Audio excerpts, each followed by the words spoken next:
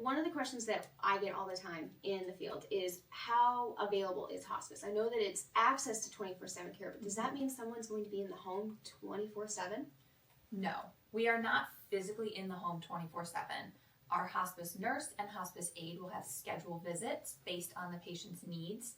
We are available on the phone 24/7. So if something happens after the nurse or aide visits, you can call and reach out, and the nurse can then decide if another visit is needed, if it can be something that can be seen tomorrow, or we can provide education of what that caregiver can do at that moment to help that patient. So if we're seeing that we need extra care, that's not so much a time to reach out to hospice, that's time to get more hours with the caregiver. Yes, that's when private duty comes in.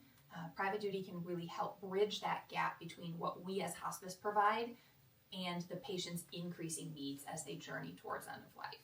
Absolutely, because that caregiver is not only going to be able to provide extra care, but also be able to communicate with the team, Yes. with the family, extra eyes on, making sure that that family member can fill the role that only they can. Because we can't be a daughter, we can't be a grandchild, we can't be a husband. We can take care of the medical side, the caregivers can take care of the activities of daily living, and you can be there for your family. Yes. Another thing that I wanted to talk about is the social worker.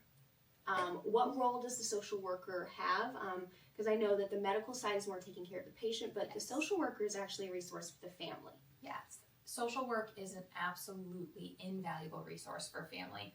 They provide bereavement and grief counseling 13 months after passing for the patient, whether they need services, whether they need community referrals, or whether they just need someone to talk to and process that grief. They're available for that 13 months after. They're also there for planning in advance. So when that moment does happen, the family can focus on being together and grieving, and the kind of paperwork aspect of all those other little things are done in advance. And we've already taken care of that. We will handle that part so you can focus on the family role. Get your ducks in order. Yes. Nothing is a surprise. No, you will never be surprised with hospice. We have the plan. We anticipate needs before they arise.